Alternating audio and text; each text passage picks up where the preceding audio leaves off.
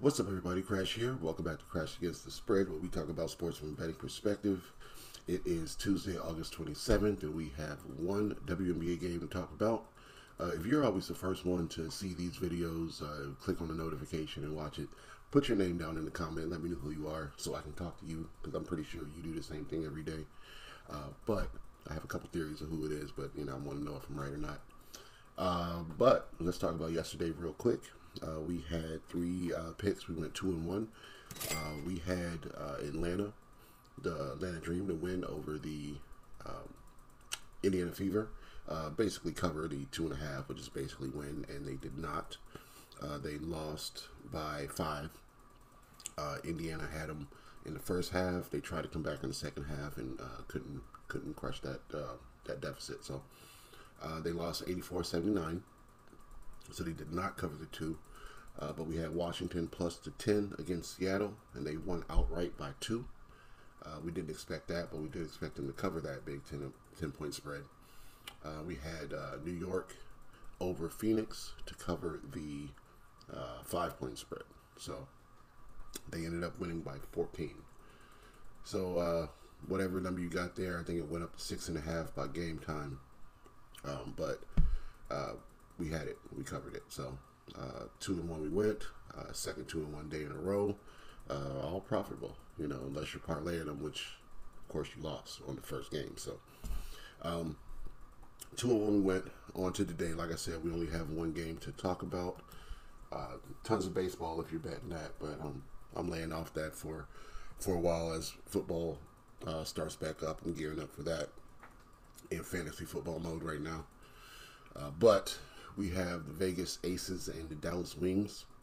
Dallas Wings are 9.5-point home underdogs, 9 points, and the total's all the way at 180. Now the total's definitely high because these two teams play no defense. Vegas is a traditionally high-scoring team, and Dallas just came off a game where they scored 110 points and they scored 113 points and allowed 110. So that's definitely the case where this total is going to be super high, and kind of like it. The under is still going to be in play because everybody's fading that last performance. But in a situation where that's momentum, I like Dallas to keep up the scoring against a Vegas team that isn't really going to try to defend you.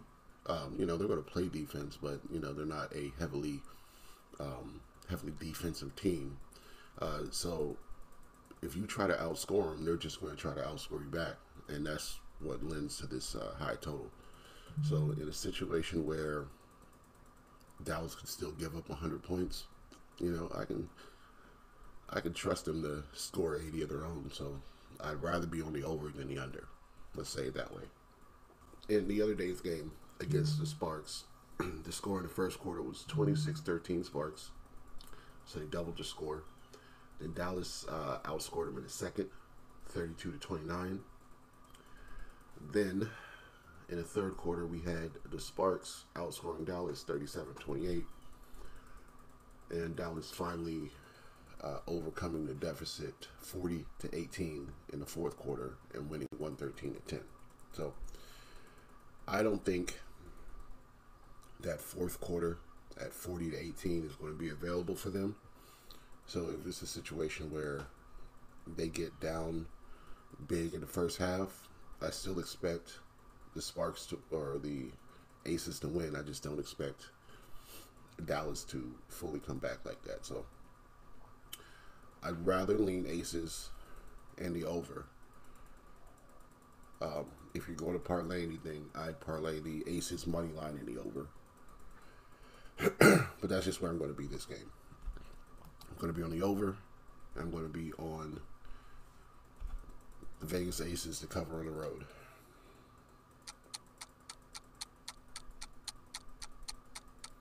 So I think I like the over better. So go ahead and lock that in. Let's get this money. We'll be back tomorrow to talk some more WNBA. We got 4 games tomorrow.